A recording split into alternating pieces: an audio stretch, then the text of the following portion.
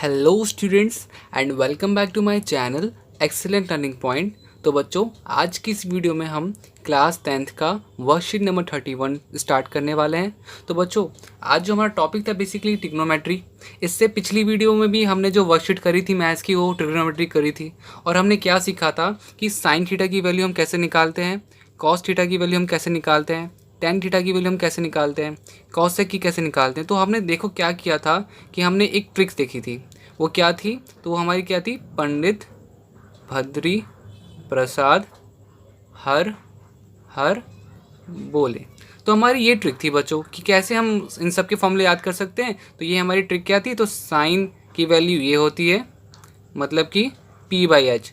p क्या होता था हमारा बच्चों? परपेंडिकुलर और हाइपोटेनियस। आई होप आप सबने मेरी पिछली वीडियो देखी होगी जहाँ पे मैंने बिल्कुल बेसिक इंट्रोडक्शन दिया था कि क्या होता है परपेंडिकुलर, क्या होता है हाइपोटेनियस। तो एक राइट एंगल ट्राइंगल में नीचे वाले को बेस कहते हैं, इसे परपेंडिकुलर कहते हैं, और सबसे बड़ी लाइन को हाइपोटेनियस कहते हैं। तो अगर किसी साइन थीटा की वैल्यू निकालनी होगी तो क्या निकालना होता है? मुझे परपेंडिकुलर और हाइपोटेनियस चाहिए होगा। उसी तरह से कॉस की वैल्यू क्या होती थी बच्चों? तो कॉस की वैल्यू ये वाली चीज़ होती थी, ठीक है। ये का कॉस आपका क्या होता था? वो बेस बाय एच, हाइपोटेनियस। फिर आते थे हम टेन पे। टेन की वैल्यू क्या होती थी बच्चों? टेन की वैल्यू होती थी p/b। टेन की वैल्यू तो वो क्या होता था आपका? p/b। तो हम ये कैसे याद कर सकते थे? तो मैं आपको बताया था क्या लिखना होगा आपको? पंडित भद्री प्रसाद हर हर बोले, ठीक है। ये चीज़ आपको याद रखनी है, इससे आप कभी भी आपको भूलोगे नहीं आप, ठीक है। और आप फॉर्मूले तुरंत बना लोगे। कॉसेक बच्चों, कॉसेक क्या होता था? वो नीचे से स्टार्ट होता था। नीचे से मतलब कि h/p, नीचे से मतलब कि h/p। तो ये आपका क्या हो जाता था? h/p। फिर आते थे सेक। सेक क्या होता था बच्चों आपका? नीचे से स्टार्ट होता था, h/b। और फिर आते थे बच्चे कॉट। कॉट भी नीचे से स्टार्ट होता था, b/p। तो बच्चे आप सब ने एक चीज़ नोटिस करी कि हमने ये सीखा तो ज़रूर, बट आपने एक चीज़ नोटिस करी कि साइन जो होता है कॉसेक उसका क्या होता है? ठीक उल्टा। अगर साइन p/h है तो कॉसेक उसका क्या हो जाता है? उल्टा, मतलब कि h/p।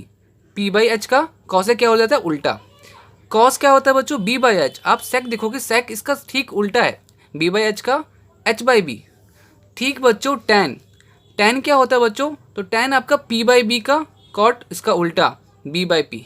तो यही चीज़ आज हम कुछ नया सीखने वाले हैं। आज की वर्कशीट, ये तो हमने पिछले वर्कशीट में किया था, आज हम नया क्या करने वाले हैं? तो बच्चों, जैसा कि आपने देखा साइन क्या है?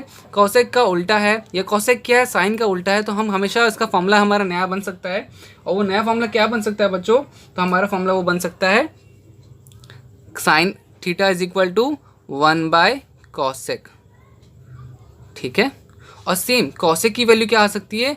1/साइन, ठीक है। और सेम कॉस थीटा की वैल्यू क्या आ सकती है? 1/सेक थीटा, ठीक है। और सेक थीटा की वैल्यू क्या आ सकती है? 1/कॉस थीटा।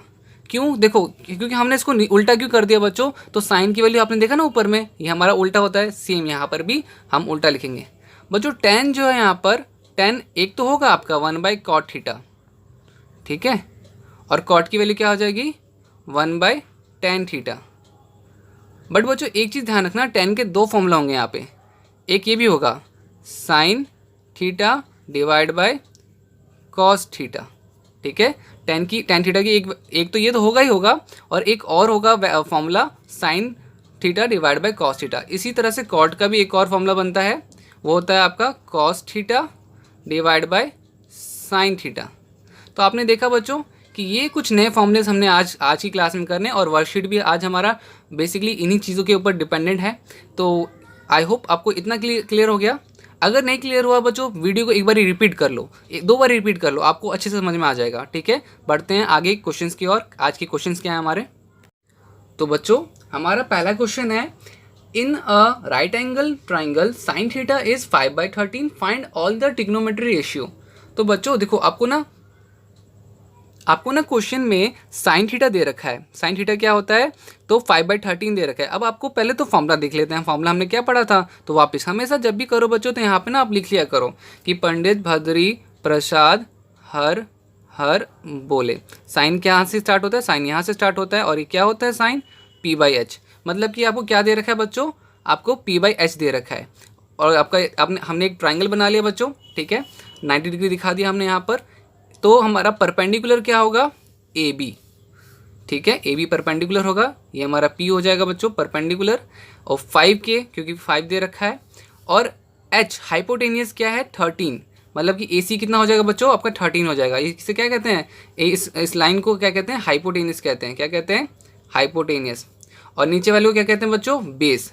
फिलहाल के लिए हमें बेस नहीं दे रखा, हमें बेस निकालना पड़ेगा। हमें बेस दे नहीं रखा है बच्चों, हमें निकालना पड़ेगा। तो हम कौन सा फॉर्मूला लगाते हैं, बाय यूजिंग पाइथागोरस थ्योरम। क्या फॉर्मूला होता है, h² = p² + b²। h² क्या है, AC का स्क्वायर, हाइपोटेनियस क्या है, AC का स्क्वायर। अच्छा, AB² तो हमें दे रखा है, वो भी निकाल दिया। BC² बच्चों, BC हमें निकालना है, वो दे नहीं रखा हुआ है क्वेश्चन में, हमें निकालना है। तो देखो हमने क्या किया, 13 का स्क्वायर किया, हमने 5 का स्क्वायर किया, BC को रखा, 5 को हमने इधर पलटा। तो देखो पहले तो हम स्क्वायर कर लेते हैं। 13 का स्क्वायर कितना आएगा, 169K²।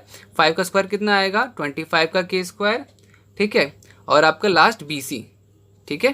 तो अब आपका देखो बच्चे क्या होगा यहाँ पर, तो ये देखो 169 तो इधर रहेगा ही रहेगा, 25 इधर चले जाएगा, जो इज इक्वल के इस तरफ चले जाएगा, तो माइनस में आ जाएगा। BC² = 144, और ये मेरी BC² की वैल्यू, हमें सिर्फ BC की चाहिए, तो ये मेरा 12 आ जाएगा। बच्चों यहाँ पर आपको ध्यान रखना है कि आपको BC की वैल्यू 12 रहेगी, ठीक है, ओके।